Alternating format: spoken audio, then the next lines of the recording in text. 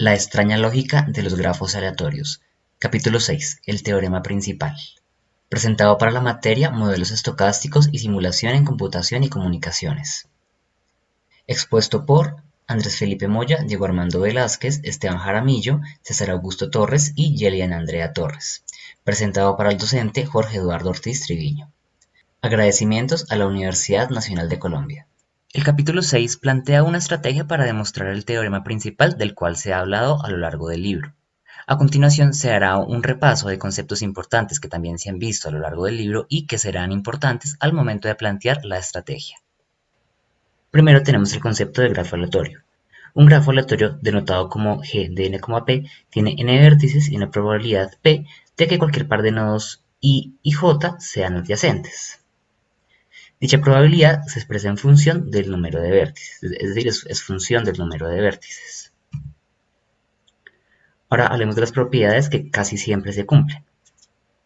Recordemos que una propiedad A sobre el grafo G se cumple de forma casi segura cuando el límite de n, cuando tiende a infinito, de esta probabilidad tiende a 1.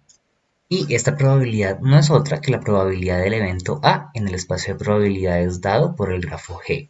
Ahora veamos las propiedades que casi nunca se cumplen. Se dice que una propiedad A sobre el grafo G se cumple casi nunca cuando el mismo límite tiende a 0. Ahora recordemos la definición del teorema principal. Toda propiedad A de primer orden sobre un grafo aleatorio G se cumple casi nunca o casi siempre, es decir, satisface la ley 0,1, cuando P, es decir, la probabilidad de que cualquier par de nodos sean adyacentes, es igual a n elevada a la menos alfa, siendo n el número de vértices y alfa una constante irracional entre 0 y 1. Este capítulo usa un enfoque basado en el juego de Ehrenfeuch, entonces recordemos sus reglas. Es un juego en el que participan dos jugadores, el duplicador y el spoiler. Cada partida consta de k rondas. En el juego hay dos grafos, G1 y G2, que no comparten vértices entre sí. Cada ronda consta de dos partes, la jugada del spoiler y la jugada del duplicador, en la cual cada uno marca un vértice de cualquiera de los dos grafos. Al final del juego tendremos los nodos x1 a x sub k que han sido marcados en el grafo G1 y los nodos y1 hasta y sub k que han sido marcados en el grafo G2. En ambos casos, el índice del nodo indica la ronda en la cual este fue marcado. Una pregunta evidente es ¿quién gana el juego?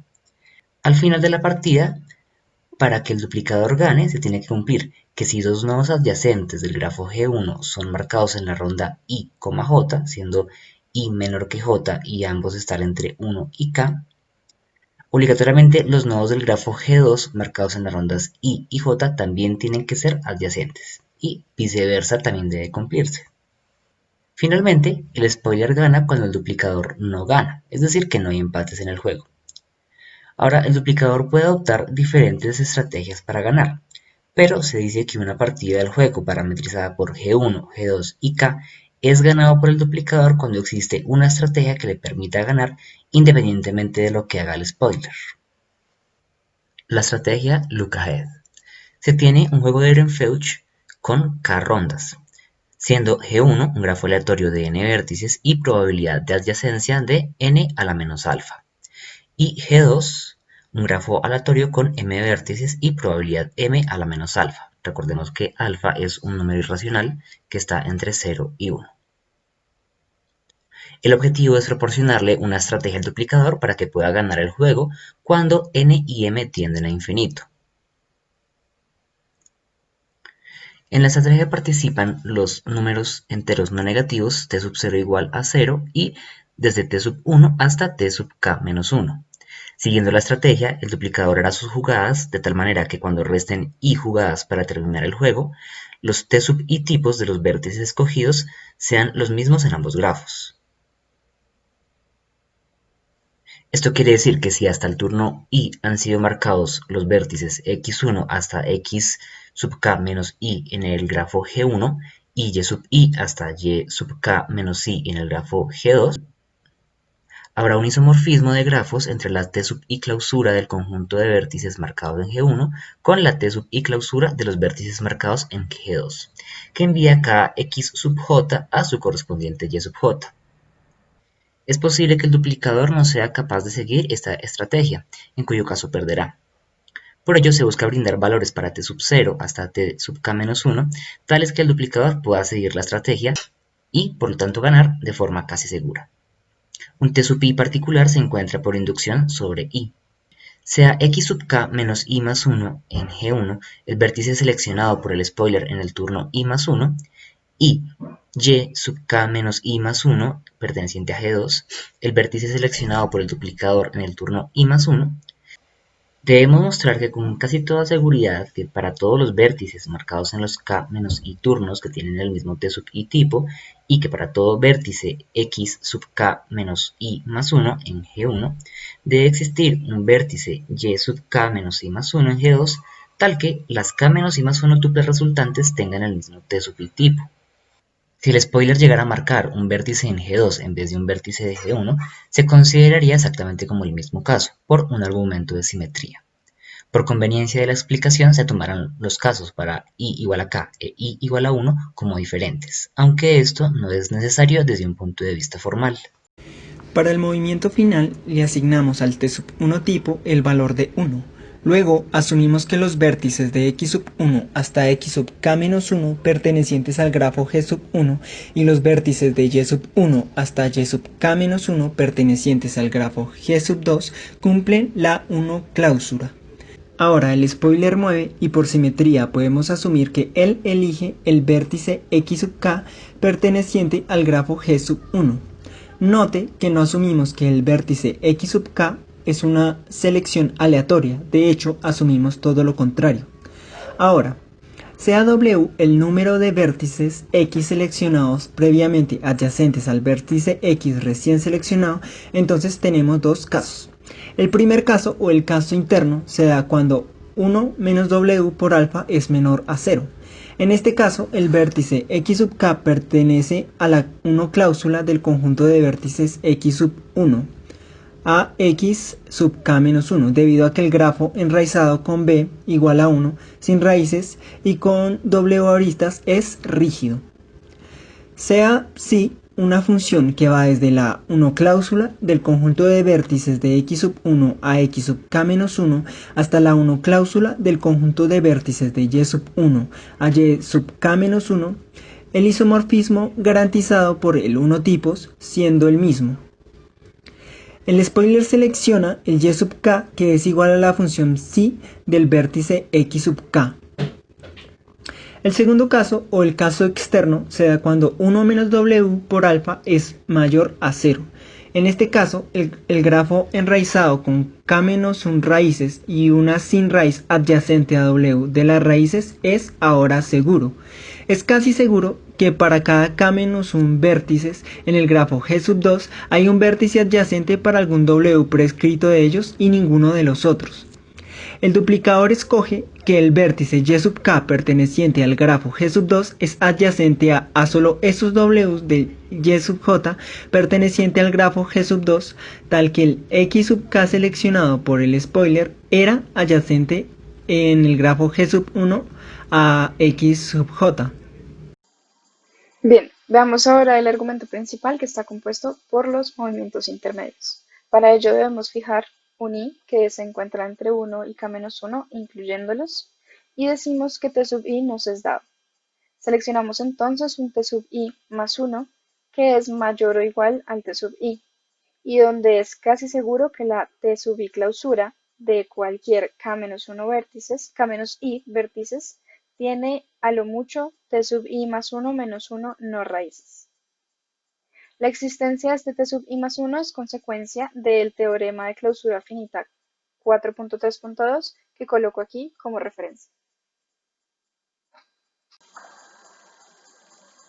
Por facilidad de notación llamaremos a t sub it y a t sub i más 1 u.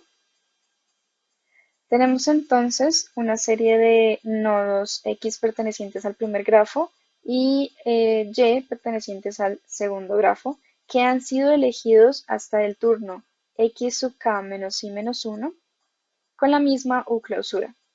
A los primeros les llamaremos X y a los segundos Y. Digamos entonces que si es una función que va de la U clausura X a la U clausura y es un isomorfismo mostrando que sus U-tipos son los mismos. Ahora decimos que el spoiler selecciona un X del primer grafo. Veamos entonces el primer caso, que es el interno, en donde X pertenece a la U clausura de X. En este caso el spoiler selecciona Y igual a psi de X. Como T es menor o igual a U, como dijimos al inicio, la U clausura de X está contenida en la U clausura de X. Y lo mismo pasa con Y. Así que decimos que el psi, restringiéndolo, nos da un isomorfismo que va desde la T clausura de X, X a la T clausura de Y, Y. Ahora veamos el caso 2, que es el externo, en donde X no pertenece a la U clausura de X. Aquí decimos que H es igual a la T clausura de X, X y que R es la T clausura de X, X intersectado con la U clausura de X. Y consideramos que el grafo RH es un grafo con raíz. Como X pertenece a H y por asunción decimos que X no pertenece a R, entonces decimos que es una extensión legítima. En este punto sabemos que RH es segura, ya que haciendo referencia a la propiedad 4.1.7, en el caso contrario, sabríamos que tendría una subextensión rígida R,H', y esto eventualmente nos llevaría a una contradicción. Continuando, decimos que R' es igual a psi de R. Aquí vamos a aplicar el teorema de extensión genérica 5.3.1 que pongo de referencia para dar una extensión eugenérica de RH sobre R', llamada R'H'. El isomorfismo psi, que está limitado desde R hasta R', se extiende a un isomorfismo phi más, delimitado desde H hasta H'. En este caso, el spoiler selecciona phi' de X. Bien, hasta ahí los movimientos intermedios del argumento central. Para este punto, el autor se pregunta, ¿esto realmente funciona?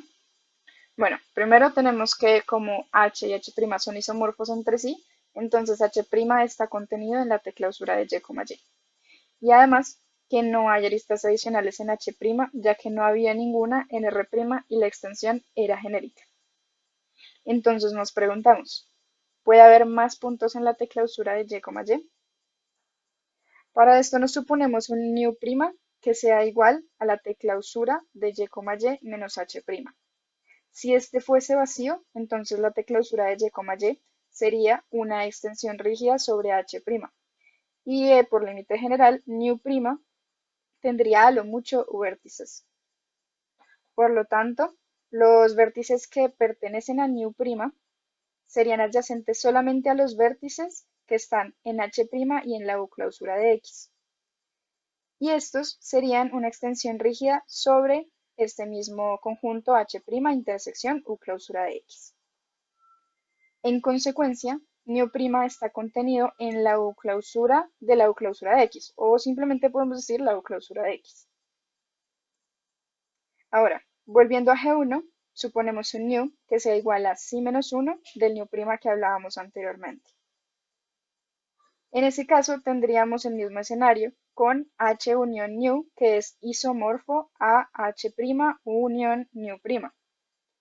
En el segundo grafo, todos los puntos de esta unión H' nu' podrían ser alcanzados desde Y, por extensiones rígidas de a lo mucho T no raíces. Y estas extensiones nunca estarían por fuera de ese conjunto unión. Pero entonces lo mismo ocurriría en G1 con el isomorfo H unión nu. Y eso nos daría T clausura de X, X vértices extra que este no tiene. Para el movimiento inicial le asignamos al t sub 1 tipo el valor de 1. En el primer movimiento el spoiler selecciona algún vértice x perteneciente al grafo g sub 1. Luego el duplicador calcula la t clausura de x y debe encontrar un vértice perteneciente al grafo g sub 2 con el mismo t tipo. Para mostrar que esto sucede casi seguro, se necesita que cada t-tipo de un vértice simple aparezca casi siempre o casi nunca en el grafo G de n vértices con probabilidad de adyacencia de n a la menos alfa. Hay solo un número finito de posibles t-tipos a considerar, así que esto es suficiente para mostrarlo en algún caso en particular. Escribimos el t-tipo con el grafo h, que es igual a la t-clausura de x con el vértice x especificado.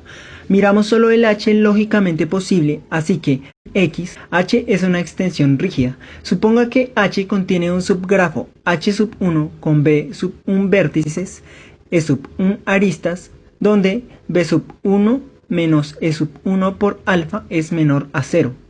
El número esperado de copias de h sub 1 es O de n a la b sub 1 por p a la e sub 1, que es igual a O de n a la b sub 1 menos e sub 1 por alfa, que es O de 1. De esta forma, es casi seguro que no hay copias de h sub 1 y que por lo tanto no hay copias de h y por lo tanto no hay un x tal que h igual a la de clausura de x exista.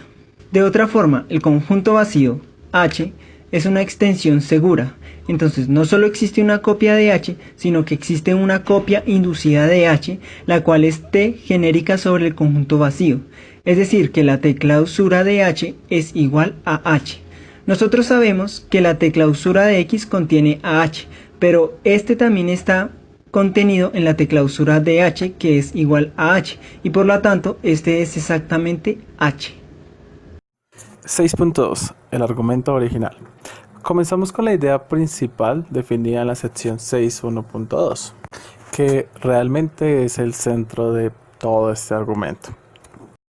Definiremos el teorema 6.2.1, ya que sea U mayor o igual que T, es casi seguro que la T clausura de cualquier grafo de vértices K más 1 tiene al menos U menos 1 no raíces. H, cualquier posible valor de la clausura U sobre X, donde X lo definiremos como las raíces del grafo x1 hasta xk, y sea h1 cualquier posible valor de la clausura t sobre el mismo conjunto de raíces con una raíz adicional x, es casi seguro que para cada x con clausura u sobre x isomorfo h existe una nueva raíz x con la cual la clausura t sobre el conjunto de raíces x más la raíz adicional x es isomorfo a h1. O para cada x con clausura u sobre x isomorfo a h no existe una nueva raíz x con la que la clausura t sobre el conjunto original de raíces más la nueva raíz x sea isomorfo a h1. Ahora nosotros queremos que h y h1 tengan como vértices en común las raíces desde x1 hasta xk. Ellos pueden o no tener otros vértices en común. Llamaremos h estrella una imagen si esta es derivada de h y h1, identificando las raíces en el orden prescrito, identificando si existen algún otro par de vértices. En algunos casos es ninguno, pero en el caso que hayan vértices en común se mantendrán distintos. Ahora podemos ver que h estrella tiene un tamaño limitado, donde solo existen un número finito de posibles imágenes de h. Es así como hemos demostrado que para cada imagen h es casi seguro que para cada x conjunto de raíces con la clausura u sobre este conjunto es isomorfo a h, existe una nueva raíz x con clausura t sobre el conjunto de raíces originales adicionando la nueva raíz isomorfo a h1, y h unido a h1 es isomorfo a h estrella. O que para cada conjunto de raíces X con clausura U sobre este conjunto de raíces isomorfo H, no existe una nueva raíz X con clausura T sobre el conjunto de raíces X más la nueva raíz X isomorfo H1 y H1 unido H es isomorfo a H estrella. En este caso, lo podemos ver gráficamente que H tiene dos raíces x1 y x2 y cuatro vértices A, B, C y D. Para H1 tenemos tres raíces x1, x2 y x3 y con el vértice E. Ahora, aquí finalmente podemos ver una de las tantas posibles variaciones que tiene la imagen H estrella, donde X está por fuera, el conjunto X, E está seguro sobre el conjunto H sub 0 de las raíces x1 y x2, y dada la definición de la extensión en el capítulo 5, X, E es casi seguro. Aquí podemos ver otra posible imagen de H estrella 2, donde X está dentro de, pero en este caso A y C pertenecen a la T cláusula 1 de las raíces x1, x2, x3. Por lo tanto, no existe X que pueda estar isomorfa a esta imagen. En la imagen, H estrella establece H sub 0 como la intersección entre el grafo H y el grafo H sub 1. Al realizarse este proceso van a surgir dos casos. En el caso 1, afuera, decimos que X pertenece a H sub 0. Por lo tanto, el H igual a la U clausura de X determina la T clausura de la raíz adicional X. Y por lo tanto, se tendrá que H sub 1 es un subconjunto de H y se podrá confirmar si H es en efecto la T clausura de X. En el caso 2, X no pertenece a H sub 0. Por lo tanto, se tendrá que el grafo H sub 0, H sub 1 es seguro. De otra manera, por las propiedades que se estudiaron durante el capítulo 4, se podrá afirmar que el grafo tendría una subextensión rígida H sub 0, H sub 2, cuyo número de nodos raíces sería a lo sumo U menos 1 más 1 igual a U, y por lo tanto H sub 2 tendría que estar contenido en H. En este punto, vale la pena recordar el teorema de la extensión genérica, en el cual se plantea que si un grafo con raíz RH es seguro relativo a alfa, y en el grafo con los parámetros NP se cumple que P igual a N a la menos alfa, entonces es casi seguro que cada X tiene una extensión T genérica RH denominada Y. Ahora, continuando con el caso 2, se debe cumplir que en H estrella la T clausura de X, la raíz adicional X, es no más y no menos que H sub 1. Al realizar la suposición que se cumplen estas condiciones, por el teorema de la extensión genérica que ha sido previamente recordado, se dice que para todo X con U clausura isomorfa a H va a existir una extensión U genérica dando como resultado a H estrella.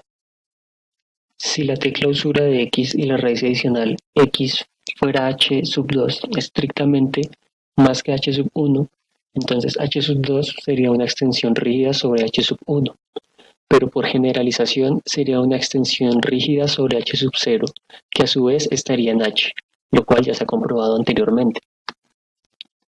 Ahora, como se vio en el teorema principal 1.4.1, se afirma que para todo alfa, tal que alfa es irracional y alfa se encuentra entre 0 y 1, se cumple que la función de probabilidad P de n igual a n a la menos alfa satisface la ley 0,1.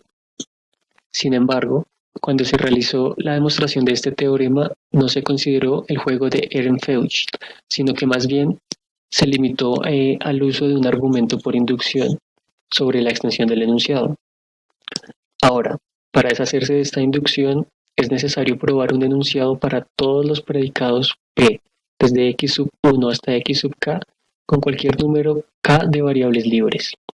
Al igual que antes, se establecerá alfa como un número irracional fijo entre 0 y 1. Teorema 6.2.2. Para cada predicado P, desde x sub 1 hasta x sub k, existe un entero no negativo T, de modo que la siguiente afirmación es casi segura en el grafo GNP con P igual a n a la menos alfa. Para cada T tipo H, o todas las raíces x sub 1 a x sub k con este tipo T satisfacen P, o ninguna raíz x sub 1 hasta x sub k con el tipo T satisface el predicado P. La demostración se realiza a través de inducción sobre el predicado P. Para los predicados atómicos x sub 1 semejante a x sub j y x sub 1 igual a x sub j, es posible tomar T igual a 0, ya que la cero clausura incluye esta información. Si el enunciado es válido para el predicado P, entonces con toda seguridad se podrá decir que es válido para la negación del predicado P con el mismo valor de T. Si el enunciado es válido para PQ con valores T1 y T2, entonces será válido para la expresión P y Q, o en general será válido para cualquier función booleana de P y Q. Esto con el valor T igual al máximo entre T1 y T2. Esto se da dado que un T-tipo incluye información acerca del S-tipo para todos los S más pequeños. Esto nos deja con el caso más importante, que correspondería a un predicado de la forma Q es el resultado de evaluar la expresión lógica de primer orden si existe un X para el cual se cumple el predicado P, evaluado en la lista de raíces x sub 1 hasta x sub k con una raíz adicional x. Por inducción, hay un T tal que P de x sub 1 a x sub k con la raíz adicional x se cumple si y solo si el T tipo de la lista x sub 1 a x sub k con la raíz adicional x es uno de una lista finita h sub 1 a h sub s. Sea U, que satisface las condiciones del teorema 6.2.1, existe una lista finita de potencias de U-tipos para x sub 1 a x sub k.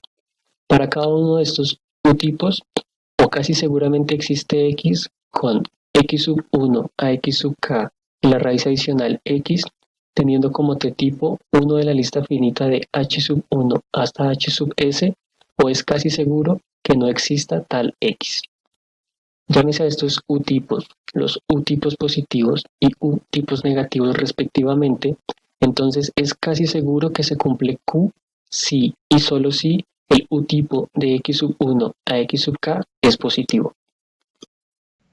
A continuación se enuncian brevemente algunas aplicaciones para los temas tratados en el capítulo. El juego de Ehrenfeuch es de utilidad en teoría formal de lenguajes, por ejemplo para lenguajes de queries. También existen aplicaciones en teoría de bases de datos. Las leyes 0,1 para grafos aleatorios tienen aplicaciones en el estudio de redes ad hoc. Una aplicación particular encontrada se centra en el estudio de redes inalámbricas de sensores bajo un esquema de grafos aleatorios, donde es de interés conocer las propiedades de dichos grafos buscando un nivel de conectividad casi seguro. Finalmente, se muestran las referencias usadas para el desarrollo conceptual de la exposición y la consulta sobre aplicaciones. Muchas gracias por su atención.